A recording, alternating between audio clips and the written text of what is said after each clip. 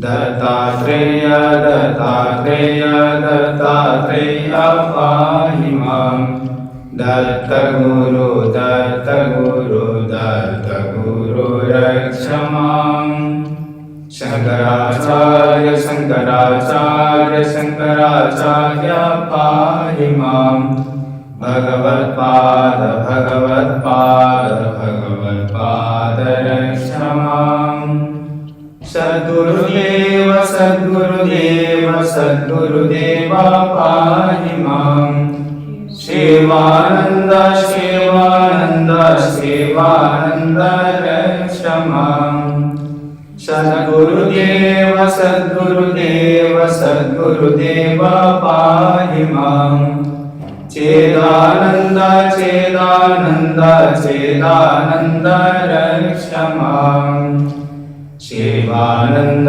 शिवानन्द शिवानन्द पाहि मां चेदानन्द चेदानन्द चेदानन्द रक्ष मां गंगाराय गंगाराय गंगाराय पाहि मां भागीरथी भागीरथी भागीरथी रक्ष मां ओम शक्ति पाहि मां ब्रह्म शक्ति विष्णु शक्ति शिव शक्ति रक्ष मां ओम आदिशक्ति महाशक्ति पराशक्ति पाहि मां इच्छा शक्ति क्रिया शक्ति ज्ञान शक्ति रक्ष मां राजराजेश्वरी राजराजेश्वरी राजराजेश्वरी पाहि मां त्रिपुरा सुंदरी त्रिपुरा सुंदरी त्रिपुरा सुंदरी रक्ष मां ओम तत्सत् ओम तत्सत् ओम तत्सत् ओम शांति ओम शांति ओम शांति ओम गजाननभूतगणाधिसेवितं कपित्थजम्बूफलसारभक्षणम् उमासुतं स्वकविनाशकारकं नमामि विघ्नेश्वरपादपङ्कजं मङ्गलं भगवान् विष्णु मङ्गलं गरुडध्वज मङ्गलं पुण्डरीकाक्ष मङ्गलाय तनो हरिः ब्रह्मानन्दं परमसुखदं केवलं ज्ञानमूर्तिं द्वन्द्वातीतं गगनसदृशं तत्त्वमस्यादिलक्ष्यम् एकं नित्यं विमलमचलं सर्वधी साक्षिभूतं भावातीतं त्रिगुणरहितं सद्गुरुं तं नमामि गुरुर्ब्रह्मा गुरुर्विष्णु गुरुर्देवो महेश्वरः गुरु साक्षात् परं ब्रह्म तस्मै श्री गुरवे नमः अज्ञानतिमिरान्धस्य ज्ञानाञ्जनशलाकया चक्षुरुन्मिलितं येन तस्मै श्री गुरवे नमः ध्यानमूलं गुरुर्मूर्तिः पूजामूलं गुरुपदं मन्त्रमूलं गुरुर्वाक्यं मोक्षमूलं गुरुर्कृपा ॐ नमः शिवानन्दाय गुरवे सच्चिदानन्दाय सच्चिदानन्दमूर्तये निष्प्रपञ्चाय शान्ताय निरालम्भाय तेजस्वी अन्यथा शरणं नास्ति त्वमेव शरणं मम तस्मात् कारुण्यभावेन रक्ष रक्ष महेश्वर।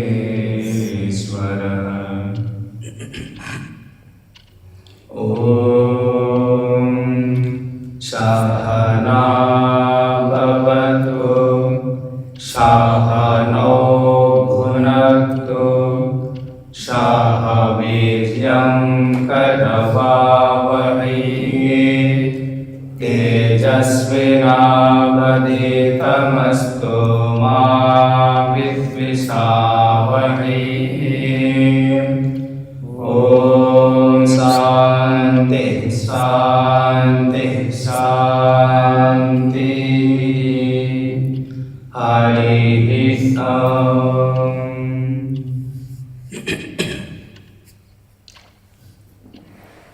श्री सूक्तम। हिरण्यवर्णां हरिं सुवर्णरजतस्रजां चन्द्रां हिरण्मयलक्ष्मीं जातवेदोमहावह तामहावह जातवेदो लक्ष्मीमनपगामिनीं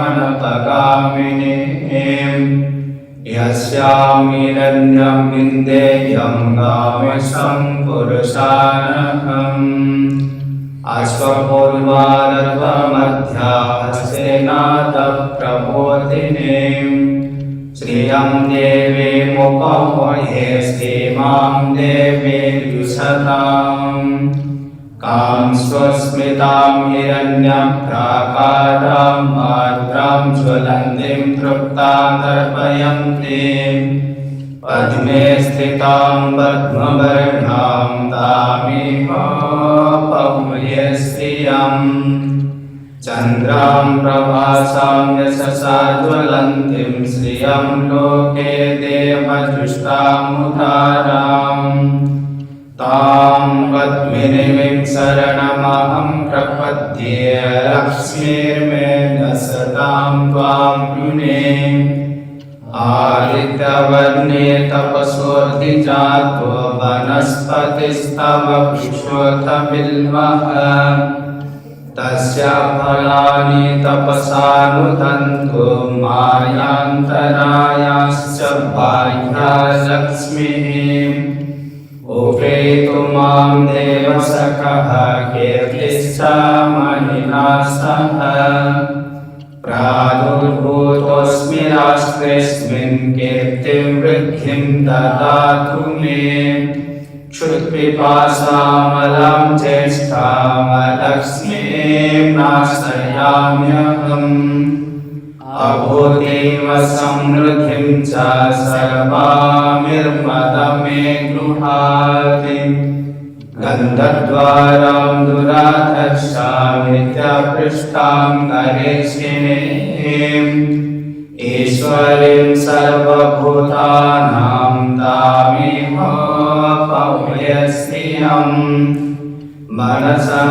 काममाकुतिं वाचः सत्यमसीमहि पशूनारूपमन्नस्य मयि श्रीसयतां यशः कर्दमेन प्रजाभूता मयि सम्भव कर्दम श्रियं वासय मे कुले मातरं पद्ममालिनीम् आवासुजन्तु सिद्धानि चिक्लितावसमे गृहे निजदेवीं मातरं श्रियं वासय मे कुले आर्द्रां पुष्करिणीं पुष्टे सुवर्णां हेममालिनीं शूल्यां हिरण्मयलक्ष्मीं जातवेदो महावह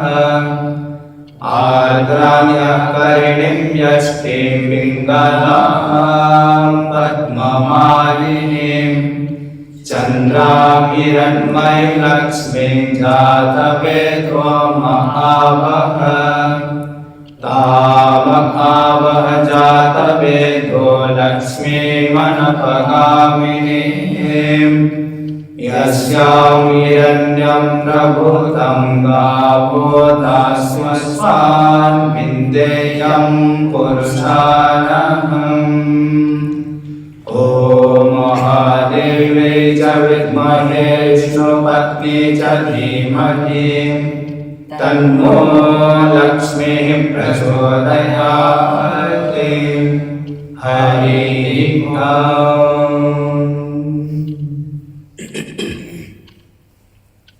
ॐ श्री गणेशाय नमः।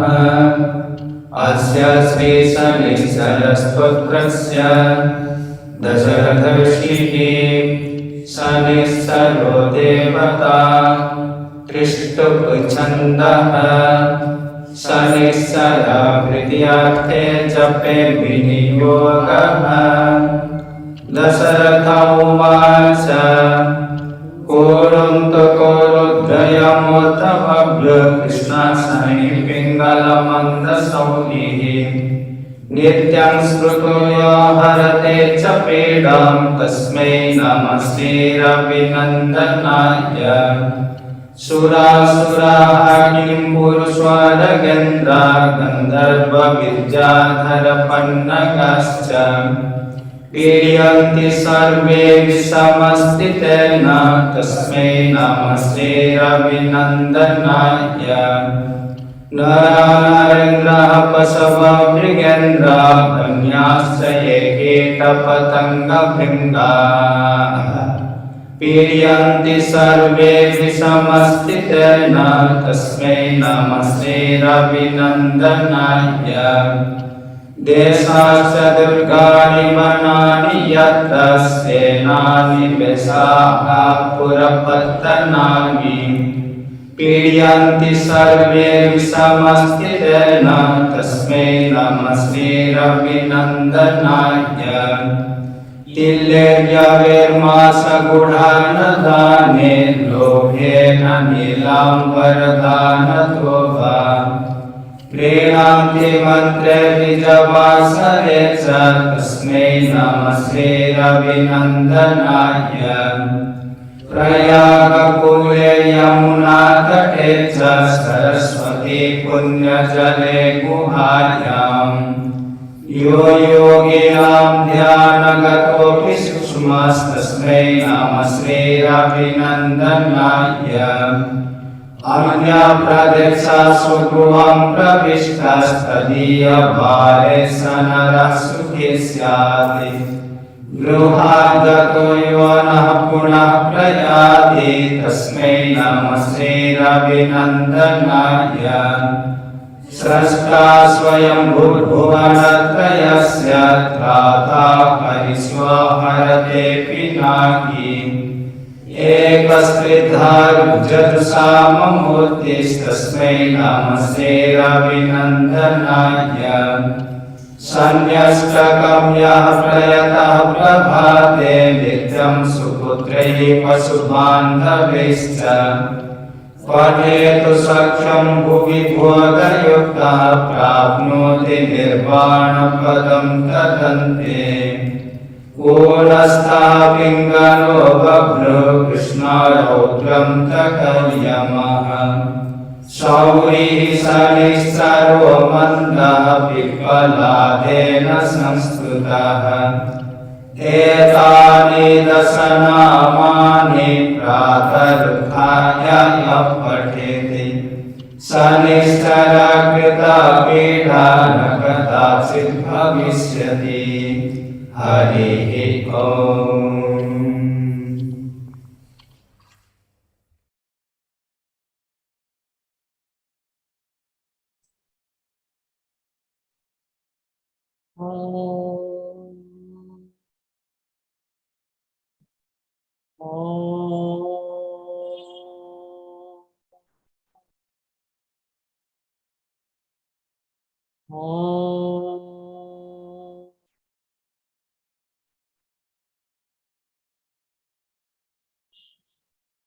one of the silver linings to this online retreat is that we have been asking my brother, Swami Muktananda ji, to come back to Rishikesh and attend our Christmas retreats. We really want him every year, but so often he's not available. He's doing a retreat somewhere else. But at least with the online retreat, he can join us from wherever he is. And last year he joined us from the DLS Anande ashram in Montreal, near Montreal in Canada. And this year he is joining us from Chile. Swamiji is like me, we're both from Canada, but from opposite sides. I'm from the English-speaking part, Vancouver, and Swamiji's from the French-speaking part in Montreal. He has the advantage, he speaks French, English, and Spanish. So he's normally giving retreats to the Spanish, French, and English world. And so we really look forward to hearing from Swamiji tonight. And he will likely speak for about 45 minutes or so. I'm not sure, because you're free to speak as long as you want, Swamiji. And then if you would like to send in questions by chat, then one of our team, they will compile the questions, send them to me by email, and then I will ask Swamiji the questions. Okay, Swamiji, you're welcome to come. We love to see you and hear from you. Welcome. Thank you, sis. Boom. Oh.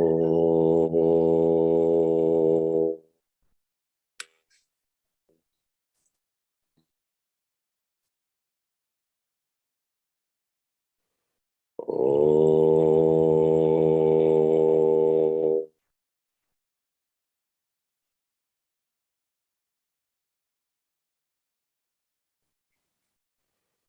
Oh.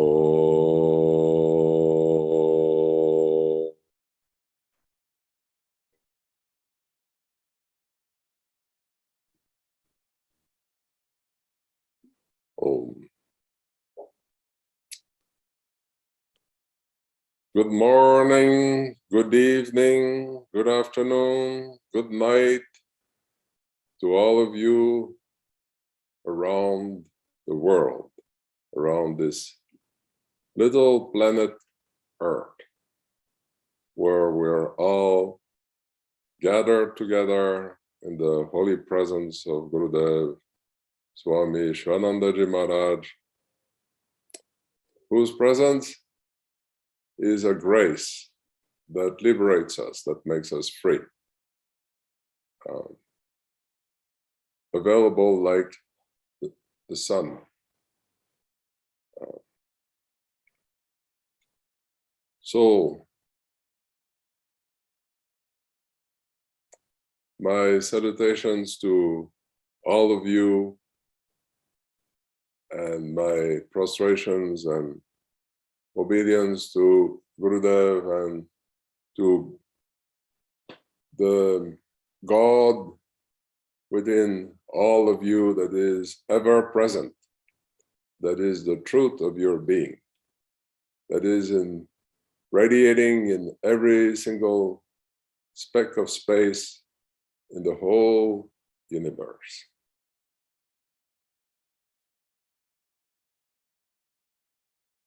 So the subject is the liberating power of the Bhagavad Gita. I think it is interesting to point out first,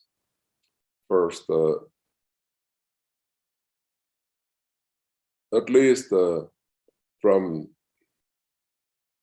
my point of view, what is the interest of the liberating power? What do we mean by that? The interest is awakening to the consciousness that you are. The interest is a direct experience, a direct revelation of a being that is not of this world, but that is of beyond. And yet that is what you are. A being that is infinite, eternal, and trying to describe it, the sages describe it as Purnam, fullness, Anandam, bliss, Chit, which is the existence, consciousness.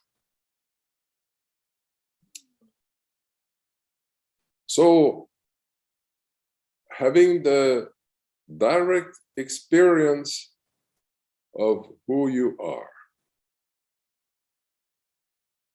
one thing that must be understood from the start is that this experience is not something that the human being, the thought that we have as human being, is going to achieve, or that is going to realize, that is going where the human being, the idea that he has of being a human being cannot hold in the hand of his experience the consciousness that he is no more than the wave on the ocean that I'm looking now, because I'm facing the ocean, the Pacific Ocean.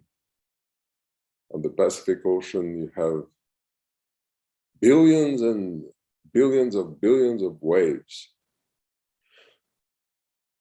So no more than the wave on the ocean can hold in the palm of its experience the ocean that is the truth about the wave, of what the wave is, if we want to make a metaphor.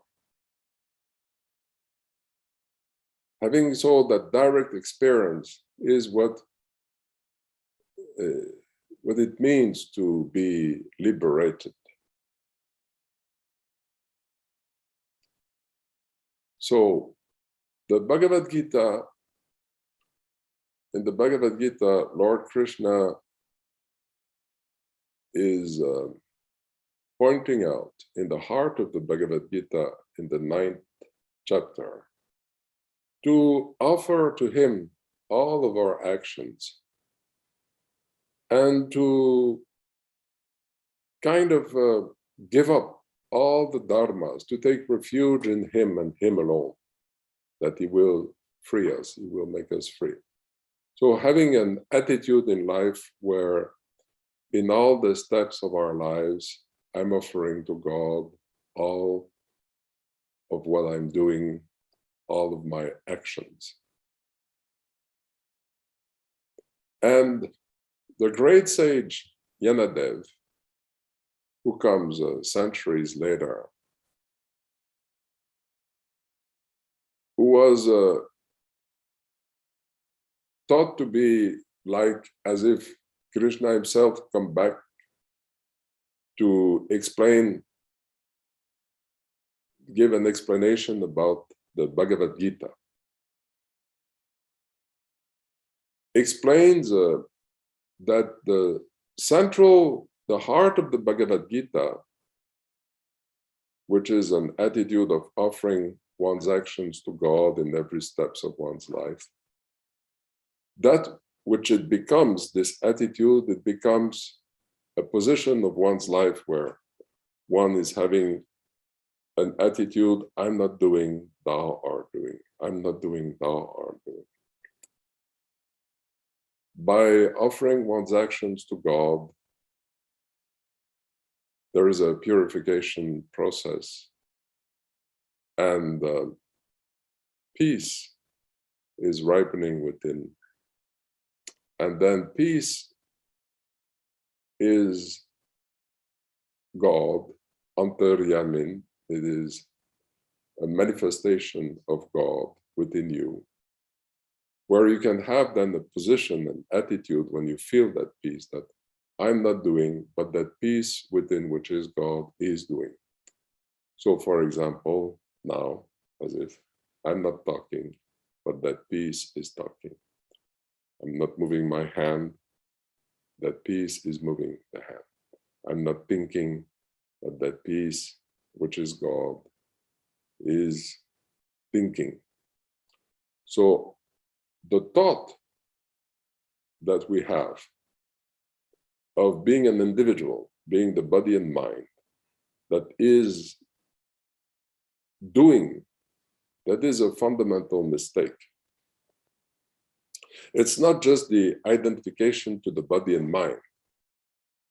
It's this created individuality, which is just a thought.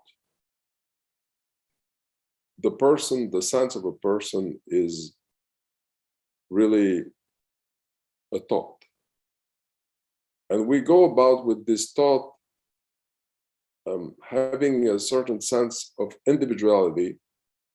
And with that sense of individuality, we are having a position in life where I am doing. So, for example, I am seeing. So the thought of being this body and mind is having a position that it is that which is having the power of seeing. The eyes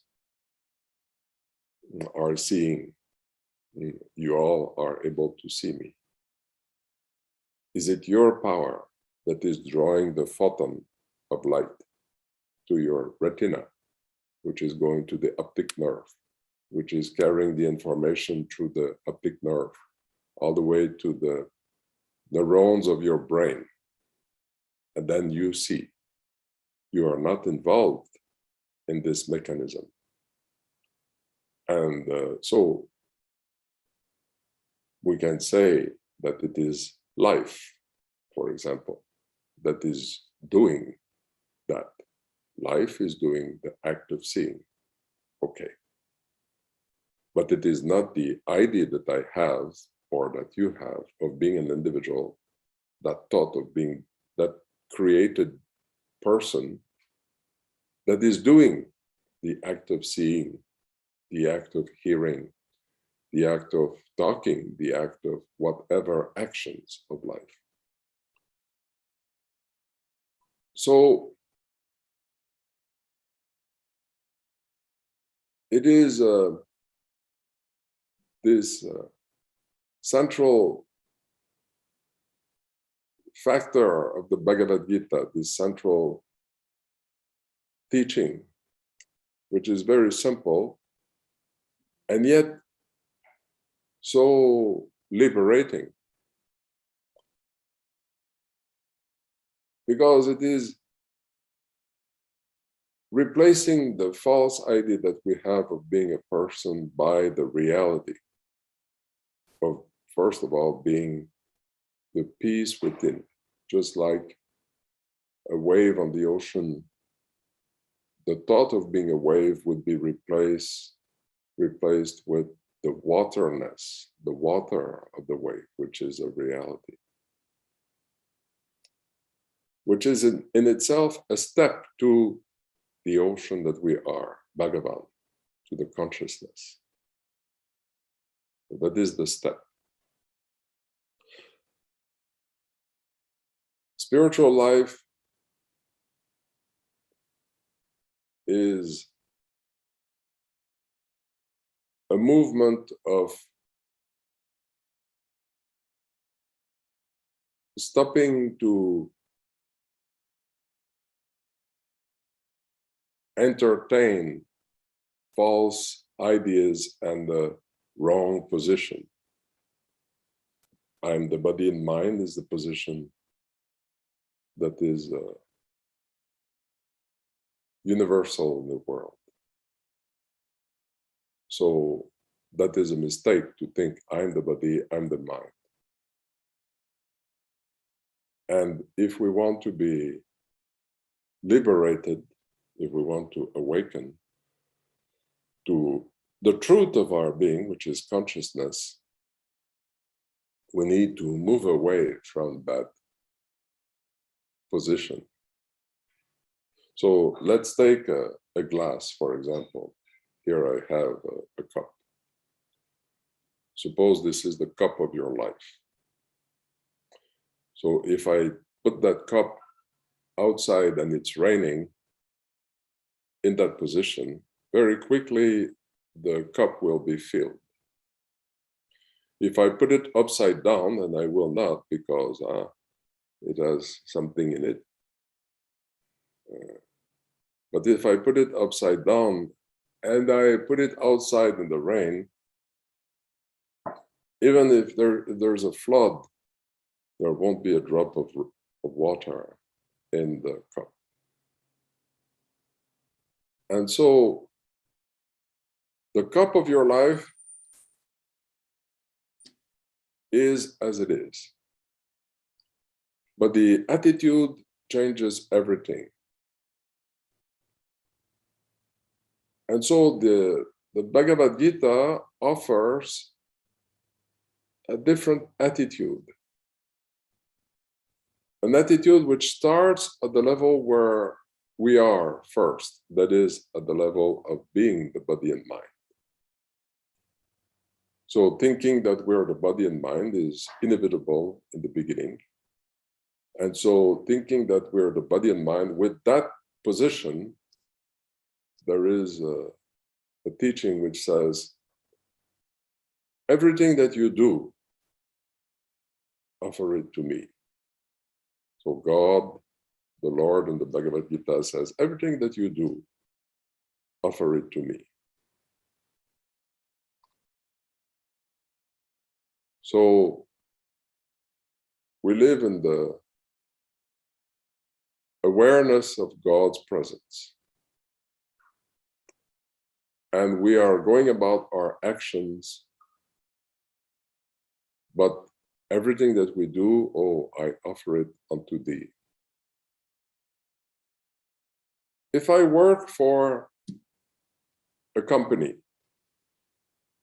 suppose that I'm a steward in an airline company, like Air France, Air Canada, Air India, American Airlines. So there are many passengers, but my position in life, for example, could be, I am not working for American Airlines. I'm not working for Air Canada. What I'm doing is God's service. I'm not working for the passengers. The passengers are actually God's expression. It's the expression of God. So I'm doing the service of God. That is a position which is a simple attitude where you are in the world, but your attitude is connecting you to this being. So then there is God in the plane, which is like a passenger, and he is patient. There's another form of God, and he is impatient. But in front of the patience or in front of the impatience, I remain calm because it is God's service. Then the colleagues, they're looking at me and they say, or they're looking at you and they say, they wonder, how is it that you are so calm and happy and kind and having a positive outlook like this in all circumstances? How is it? So one colleague is asking you, and then you make a mistake of saying, oh, it is because I see God in everyone. And then that colleague, oh, okay. Then she goes to another colleague and says, you know, that person, yeah, was always calm. Yeah. I wonder why she's always calm. But I asked her why she's always calm, and she said it's because she sees everyone as God. No, yes. Oh my God. I knew she was strange. So this is not something like that to talk openly about. This is something that is like a treasure in your heart. It is a workout, a connection. Everything that I do is God's service. And so if I work for IBM, I'm not working for IBM. This is a service of God. Whatever that I'm doing becomes a spiritual sadhana. So this position in life, is having a profound effect over time. It ripens within a great peace. When that peace is here,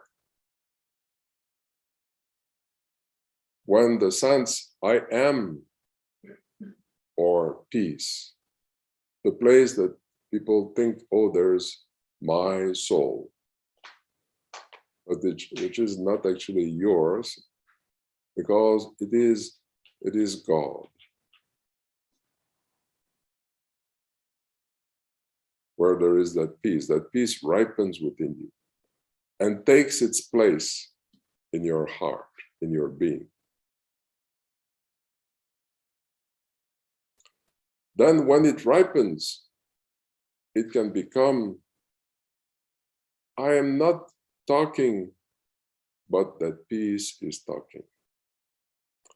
If I'm a Christian, then I'm going to say, I'm not talking, but Christ speaks.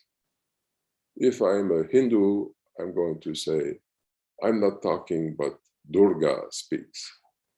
Ma speaks. Balakrishna, Balarama speaks. Because that peace is actually life itself, life with a big L. That peace is God. That peace is a step, the step which liberates us from the idea of being the body and mind to now be the reality. Asato ma satgamaya, lead me from the unreal, that is the idea of being the body and mind, to the real, this dignity of belonging to that peace. Just like a wave on the ocean having a dignity of belonging to the water.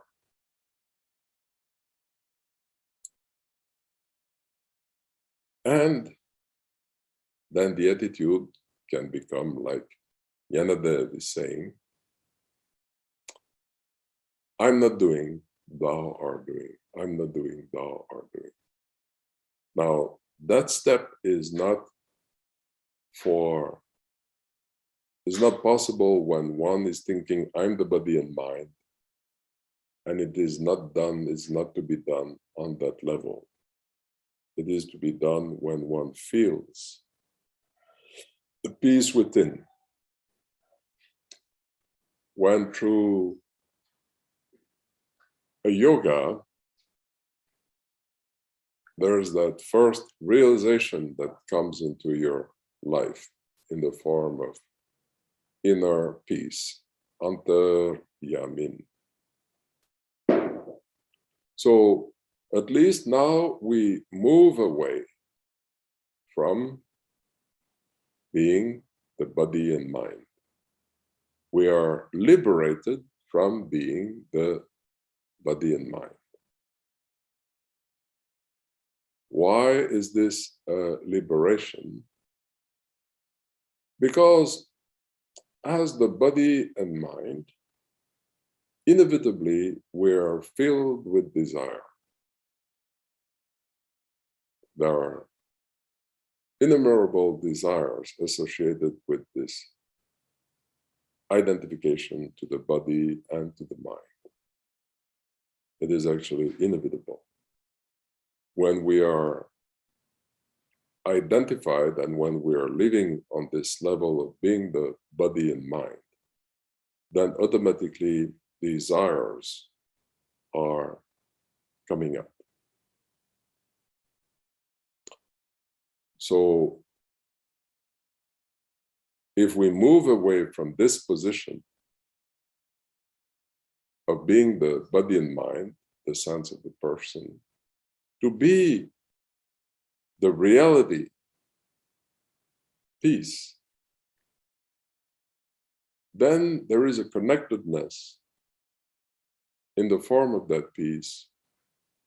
There is a possibility of devotion. I love God in the form of that peace, which is Christ in me. I love God in the form of that peace, which is Durga in me, which is Kali in me. I love God in the form of that peace, which is the peace of Allah in me. I love God in the form of that peace, which is Antaryamin.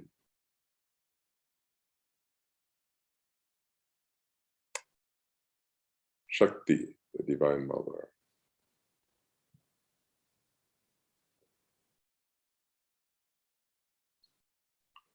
So then we have moved away from this identification, which inevitably lives in the world of desires. But understanding what we are dealing with when we are dealing with that peace is very important.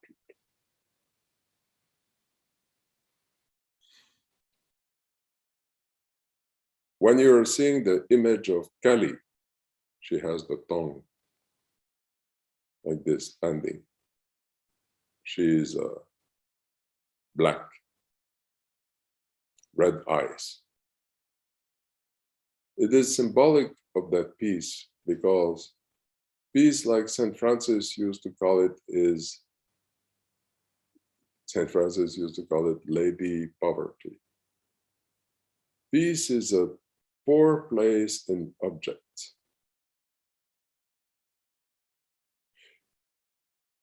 And so you don't have a cinema, you don't have a restaurant, you don't have the ocean, the beach, you don't have excitements. But our belief is that peace is God. So here we are using a saguna. That peace is Kali, Durga. That peace is Christ.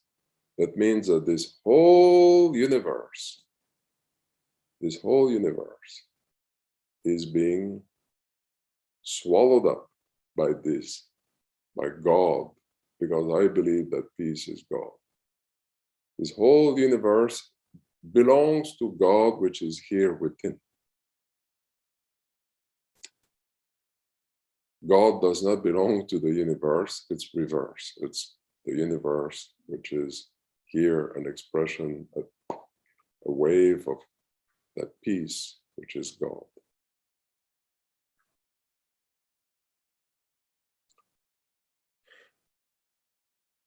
When you are identified to the body and mind, we can say that you are that which impresses you and that which prints you. You are that which impresses you and prints you, just like a book. A book is being impressed and then printed. So if I say, for example, a word like man, woman, the word is like, oh, impressing something in me and I believe, oh, I'm a man. And if I reflect upon that, am I just the plumbing, the tubing, the biology of the body? Because saying I'm a man is being identified to some kind of plumbing, you know, the intestines and all this, and the characteristics, biological characteristics. Of course not. But the word impresses and then imprints you and you become that. Oh, this is what I am. Gurudev used to say the mind is a mysterious something that really is nothing, but that does everything. So, for example, I am now talking to you from a country called Chile in South America. And if you are in North America, my head is actually upside down compared to yours. So, Chile, if I say I am Chilean, what is that, Chile? It's just a thought. It's just a thought. It's really a mysterious something, which is really nothing, but that does everything. With the thought, I am from Chile, I can go to war with the country next door. There is Peru, and there is Argentina, and there is Bolivia. Actually, there was a war between Chile and Bolivia because Bolivia had a spot on the ocean.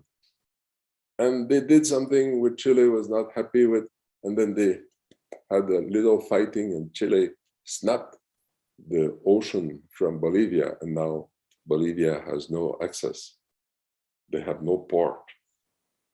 They have no spot to the ocean. So this idea, I am Chile, I am Bolivia, is a mysterious something, which is really nothing, but which does everything. So the world goes about living with the disposition. By being with this adjective, this additive to I am, being impressed, being printed by a mountain, a huge mountain of possibilities. And the world of desires, the world of dreams, potential dreams.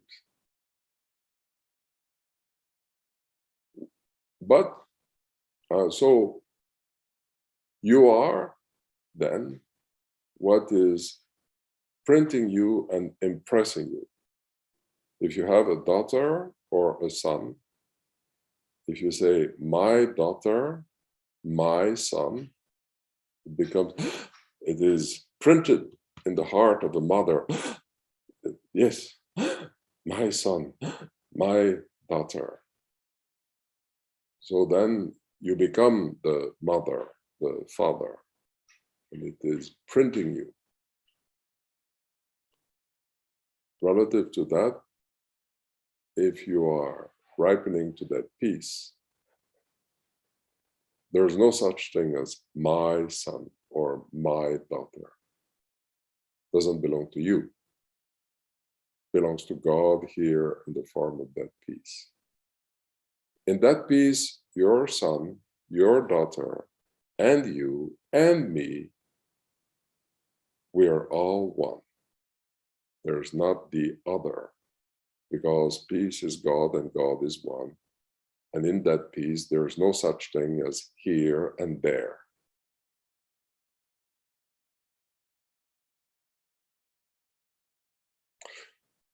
And so all the world of ideas, a universe of ideas, is being swallowed up by peace, by Kali. But it does require an investment of your belief. It takes a long time to invest the light of your belief in God in the form of that peace, to be profoundly convinced of the fact of God in peace, so that it swallows up everything in the world that can print you and impress you, so that you can be the reality of that peace rather than be the idea of what is next to I am as an additive.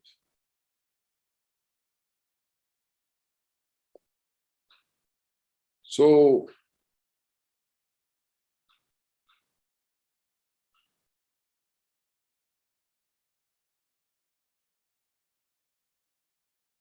when you are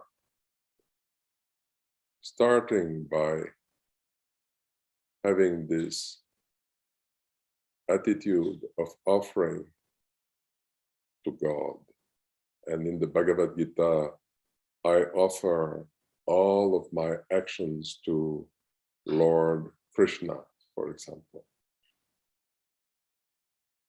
It means that there's a belief in God, there's a belief in Lord Krishna, and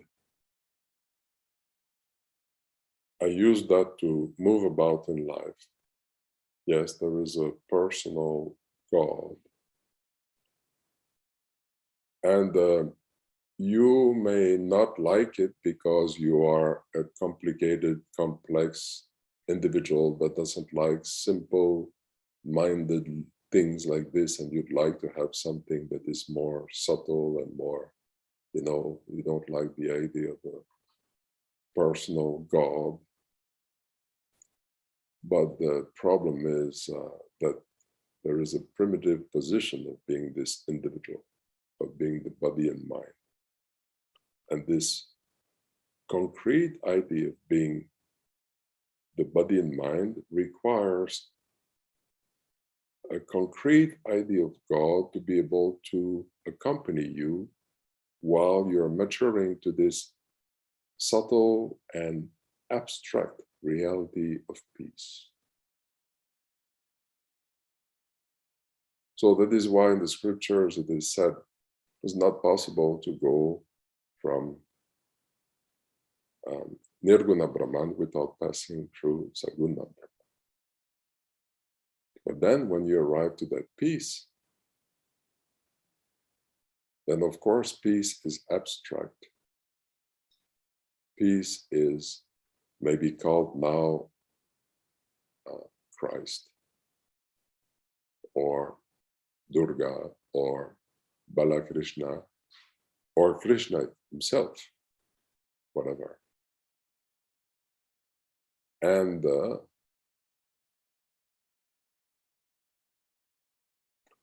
peace is a river, a movement. Peace is meditation itself, which a river which rushes for you with a great speed to Bhagavan, to the beyond, to where you are actually consciousness, where you truly are. Because your true residence is not in the false idea of being the body and mind. What you are is the nature of spirit, infinite and eternal. Consciousness, which is in the beyond, where I and the world and God are reconciled. They are reconciled. They are not three.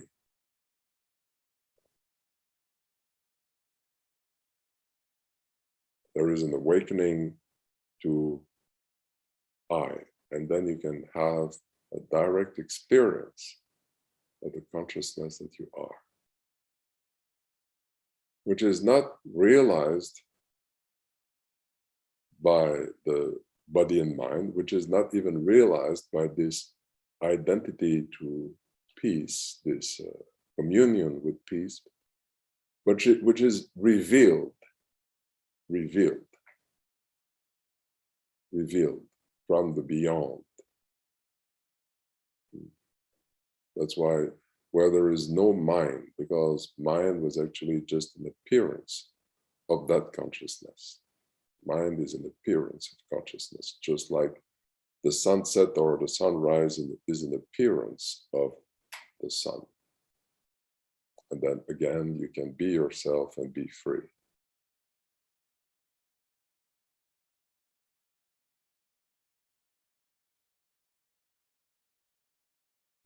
So there is a process. There's a process by which we start generally at the beginning, and then we move on.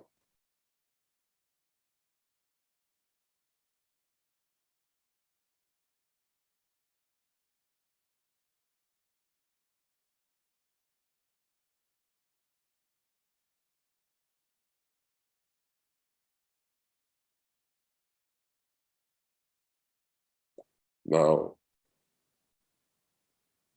just one more thing.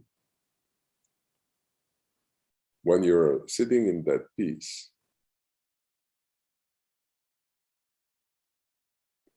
peace is like, again, St. Francis, how he called it, Lady Poverty. It looks like, if you look at it, it is like a darkness. Because it is like when you're looking at the ocean where the ocean is deep. If you look at the ocean where it has 10 miles, 15 kilometers of depth, what is the color of the ocean? The ocean is very dark. But if you dive in the ocean is not dark. It appears to be dark. So when you're looking, we have with this body a beautiful instrument where there is an intellect which vibrates in such a subtle way that it's able to see the sense I am. And that's a beautiful gift of the human body. That's why it's a precious gift. It makes it possible for us to feel the sense I am. But it is nevertheless an instrument which is limited in space and time, and an animalistic instrument which is, for the first time in the history of animals on the planet Earth, is able to see the sense I am and grab the sense I am, which is simultaneously a blessing and a curse. Kind of way of saying it. But when you see that the sense I am, then there is a knowledge that we receive from the scriptures, from the sages, a knowledge that we receive from God himself, for example, when he speaks to Moses. When Moses asks, "Whom shall I tell the people is sending me?" God says, "Tell the people that I am, quote unquote, has sent you." So there's a knowledge, there's an information, there's a, oh, then you're required to believe it. Oh yeah, that peace within is not my peace, it is God. Therefore, when you are in a state of communion, when you're in that peace, when you're working out with that peace, abiding here,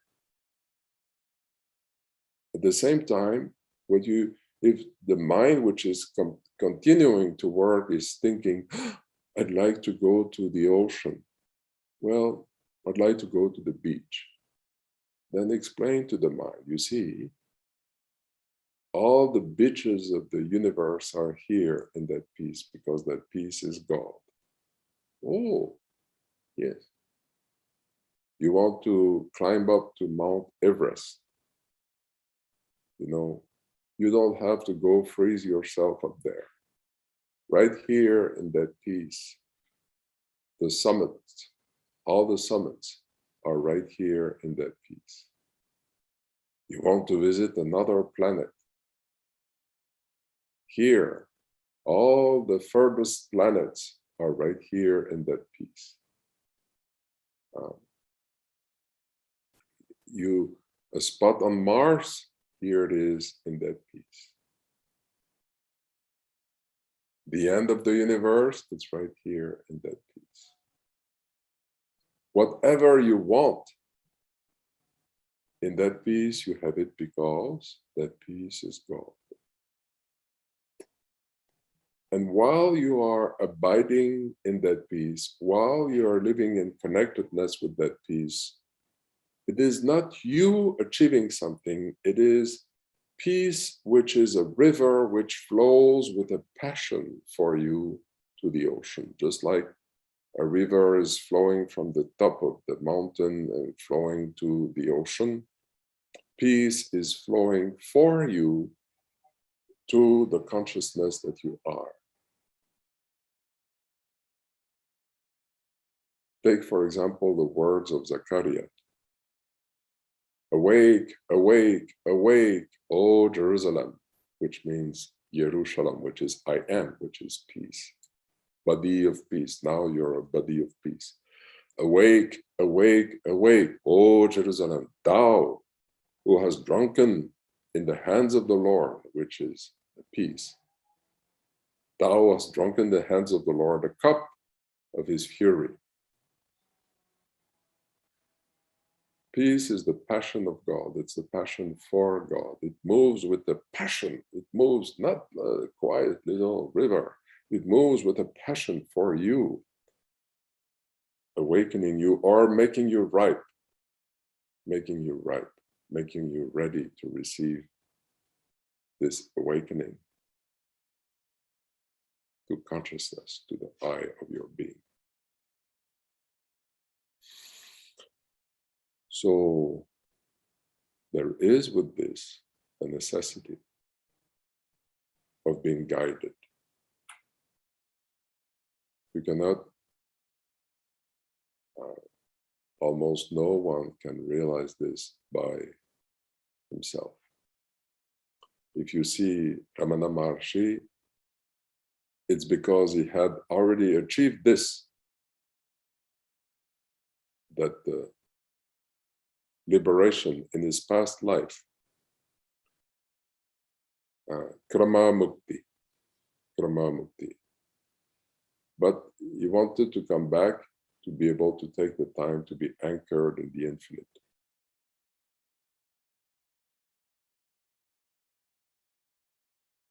That's why there's literally almost no need of a guide. But the guide is very important. It's a great necessity to be able to go through that process, because it is not because it's complicated, but because it needs at some point some little guidance, some little pointing, some explanations about the path that you're following. That is our way.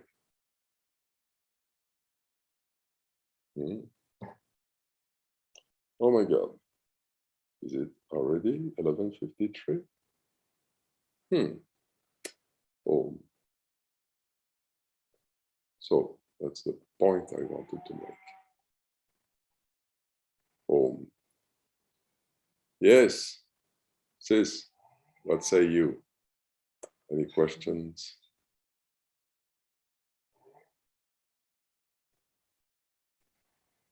Just sec. Yeah. Just sec, bro. I'm just going to my email so I can print it out. Can you hear me? Yes, I can Oh, hear you. okay. Yeah, so just wait a sec. You can keep on talking about something else. To me? Yeah, okay. Just 1 minute. Okay, now I can, yes. Blah, blah, blah, blah, blah. I'm going to read the question right now. And anybody else who would like to send in questions through chat, please do. So this question says, Sankhya philosophy speaks about Purush and Prakriti. Well, in the Gita, Sri Krishna is the be all and end all of all creation. Now, how that becomes Sankhya?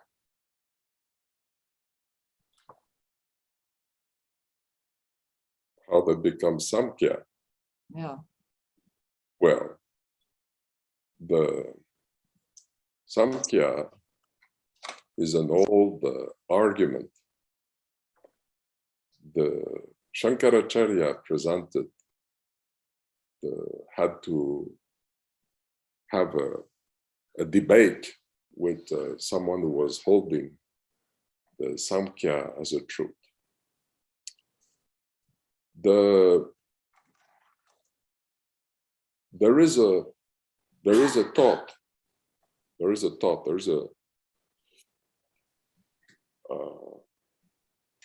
path where it is believed that God is eternally different than man. For example, then you have Krishna, which is the supreme God, and we are eternally different, though there is an aspiration, but we are eternally different from God. And in that also, there is another aspect to that, is that in the practice, when one is practicing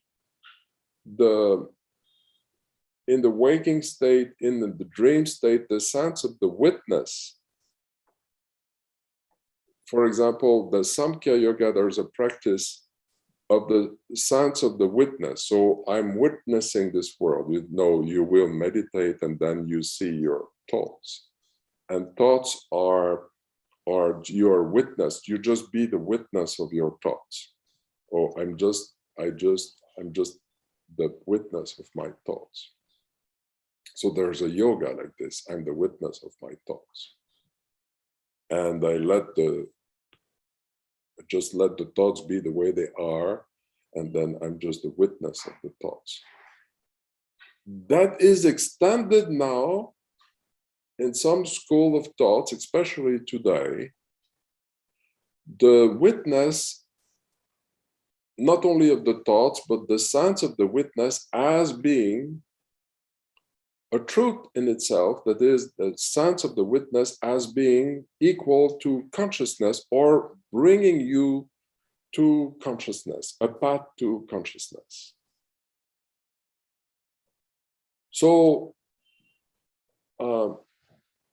in our school of thought with Shankaracharya, we say, no, that is a mistake. For example, in the deep sleep state, there is no witness and there is no world to be witnessed. And yet you are there, the I is there. And there is no experience of being a witness or experiencing witnessing something. And yet you are there. There is one mass of consciousness. So what we are interested in when one has done actually what I just described, when one is ripe, awake It means when you have been ripening like this, there is a moment that comes in your life when you're ready for that revelation.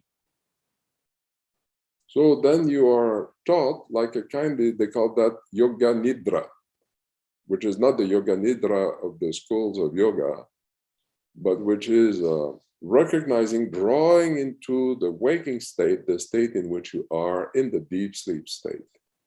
Recognizing in the waking state, the state in which you are in deep sleep. And it's not the mind recognizing that, because the sense of witness is actually it's actually done by the sense I am. It is mind, which is the witness. And we're not interested in mind, because mind is this appearance of consciousness. But in the deep sleep state, there is no mind. So that is why we have an interest. That's why the human being comes with three states: the waking state, the dream state, and the deep sleep state. And the advanced stage, when you have done the path, the different yogas, you come to a point where you are ready to study that. Okay, recognizing in the waking state, the state in which you are when you are in deep sleep. There's a state there which is unqualifiable because there is no mind, and yet you can recognize it because you are that consciousness. So consciousness recognizes the state in which you are in deep sleep. And certainly there is no samkhya there.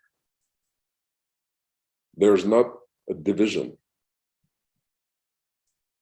because the consciousness that is the place, like Janaka, the father of Sita, who was a great sage, used to say, the locus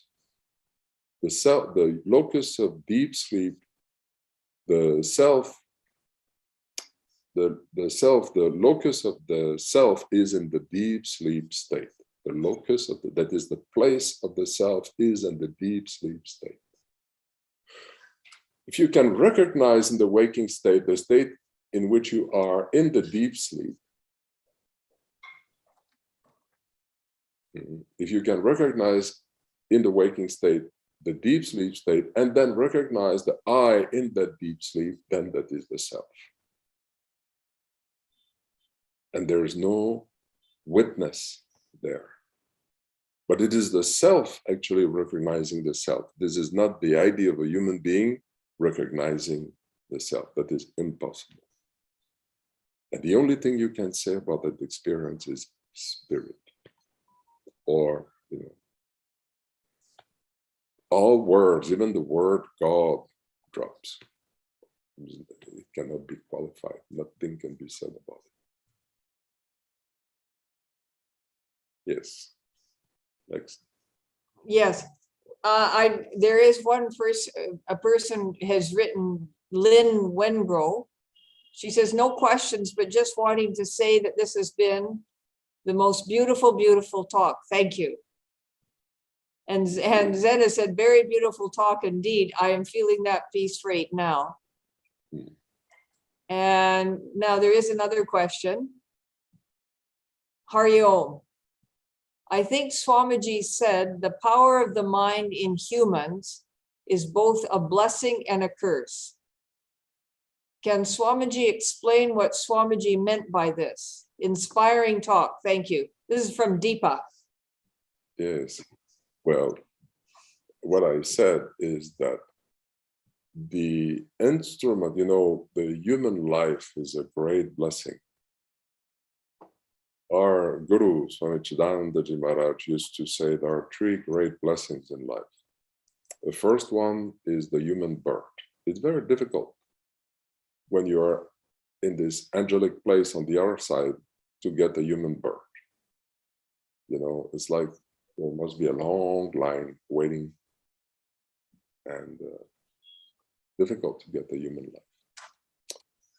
So that's the great blessing. But why is the human life a great blessing versus the life of a cow? Unless you're born with Ramana Maharshi, like Lakshmi. So the human being has the intellect in the brain, and the intellect can vibrate in such a subtle way that for the first time in the evolution, you can grab in the palm of your experience the sense I am. A cow has a brain, it has the same consciousness, but the cow does not have this ability to sense the sense I am.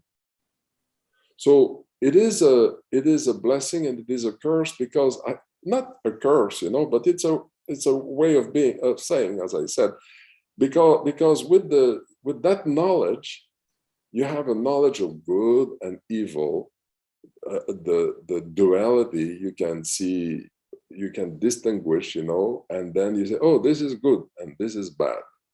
This is beautiful, this is ugly. Everything is an expression of that peace. But then you judge it. We can judge it, and then the world of desires arises from that. But then in the same bow, with the same instrument, we can feel that peace. And that peace, that is why in Hebrew, the human body, which is called the Zion or Israel, it's actually the he who sees God, it's the human body, is able to see Jerusalem, which is the sense I am, the peace. You're able to feel it. You can hold it in the palm of your experience, a sense of soul. But then the problem is we define it. Oh, I am, and then that's the point. Yes. Okay, then there's another question. Well, we are the ocean of God's will. What do our choices mean? Well, we are not the ocean of God's will. You are the ocean. What you are is consciousness. The I of your life is consciousness itself, which is infinite and eternal. That is the I of your life. The human being lives in the position, I am a small human being, insignificant in this vast universe. We live with a different teaching. We live with, no. Chidanandarupam Shivoham, Shivoham. I am Shiva in the form of consciousness, bliss, absolute. Now, the human being is like a wave on the ocean thinking, I am a wave, I'm very small, I cannot be one with the ocean. But the teaching here is, oh wave, you're not that tiny wave. First, ripen to the water within and realize that the eye of your life is the ocean itself. What is a wave but the ocean? What is the wave but the ocean? The wave is the appearance of the ocean, but the truth of the wave, the eye of the wave, is the ocean itself. At its base, the eye of the wave is the ocean. Now, the deep sleep state would be when there is no wave on the ocean. Then it shows, oh, these waves actually are, when you see a world, you call it world, we call it God. So when we see the waves, we call it, no, not the waves, but it is the ocean. There's a single mass of ocean and no such thing as waves, for example, that be. And so the truth of a wave is, no, to be the ocean. So that is just a metaphor to understand the teaching here. You are that consciousness, which is infinite and eternal. The highest teaching of Christ, for example, is, my Father and I are one. Know that to be true. I and my Father are one. So we should live our lives like this. Oh God, all that I want is that you reveal to me, that thou revealest to me where I am one with thee. I believe it. I am one with thee. I don't know where, I don't know how, but I believe it. Now I abide in either in the position of yoga that I described in the beginning with an offering of one's actions, which is a path, or I abide in that peace now, which is the river, which will reveal to me where that is true. Like that.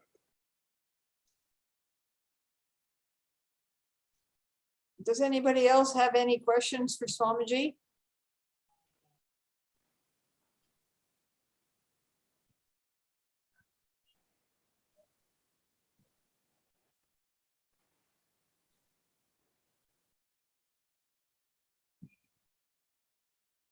I think your talk was so beautiful, Swamiji, and it was so meditative. Right. So, Peace touches peace beyond distances. yeah, But God does not know such a thing as time and distance. We're all in that peace, which is actually not touching you, but which is if you think it is touching you, it's not because it is touching you, it's because it is you, yeah. for starters. It is you. So yes. Oh. This just thank you, dear Swamiji, for this beautiful reminder. Oh, let me just see if. Oh, that's from Karen. Oh, Karen. Edmonton, Karen, I'm sure. Edmonton, yes, Edmonton, Karen. Edmonton, Karen. This is a very interesting. All over the world, we have. Yes. It's fun. It's fun. It really is. It is such a. I mean, for the whole family of Gurudev to be able to join together, the whole family from around the world to join together. Yes. It's very, very powerful. And Yes. and certainly, you know, our tech team who has, you know, spent so much time together, and they're all from around the world, has felt it so much. Yes. It's really a wonderful, wonderful experience and wonderful reminder. Yes, I received from the tech team. There is the one from Singapore, and then I received another texto from Brazil. Yeah. You know, Swamiji, everybody worried about making sure that I have to be there, that I have to know. Then, do you need technical assistance and all that? Yeah. Of course, you've had so much. I mean, we're worried, but I know you've had so much experience. You're doing satsangs all the time on Zoom. Yes, I do. Yes.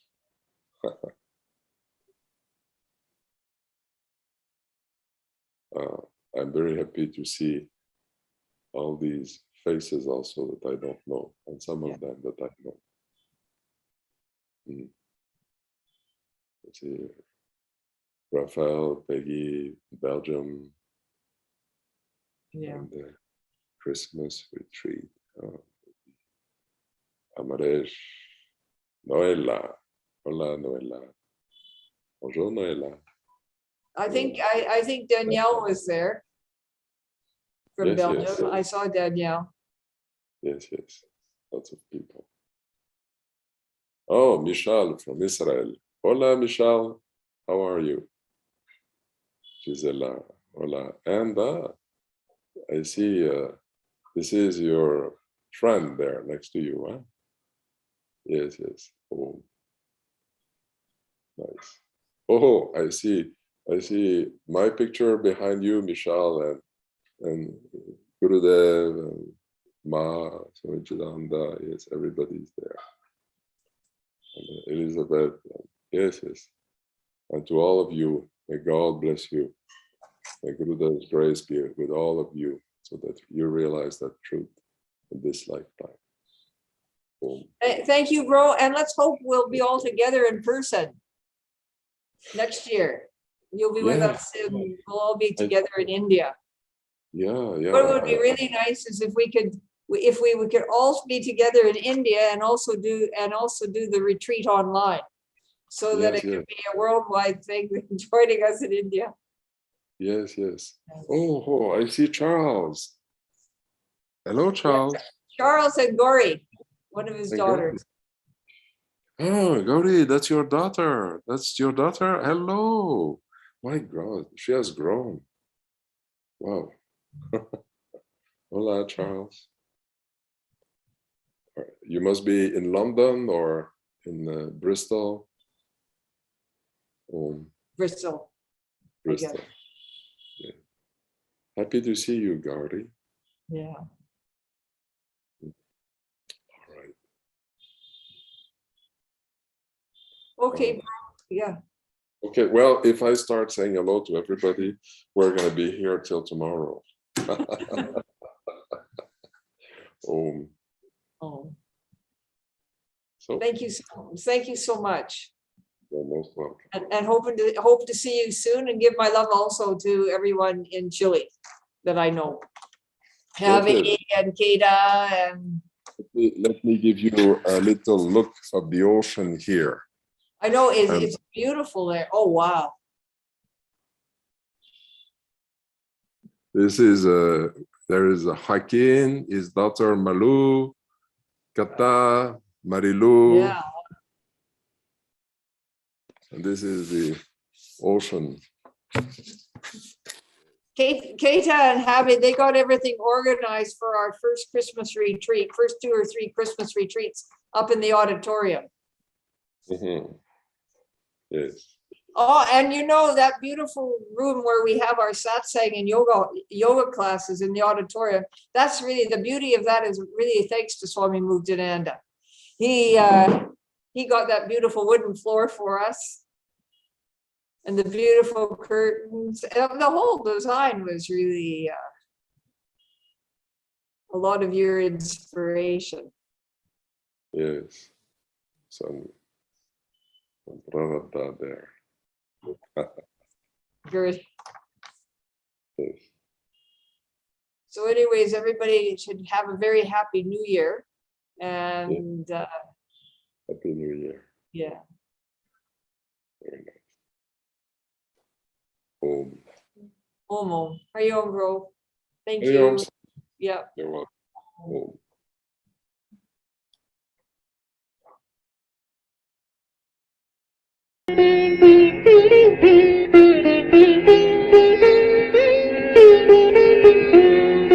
Guru Maharaj, Guru Jai Jai, Parabrahma Sadguru Jai Jai. Maharaj, Guru Jai Jai, Parabrahma Sadguru Jai Jai. Guru Maharaj, Guru Jai Jai, Parabrahma Sadguru Jai Jai. Guru Maharaj, Guru Jai Jai, Parabrahma Sadguru Jai Jai. Guru Maharaj, Guru Jai Jai, Parabrahma Sadguru Jai Jai. Guru Maharaj, Guru Jai Jai, Parabrahma Sadguru Jai Jai. Guru Maharaj, Guru Jai Jai, Parabrahma Sadguru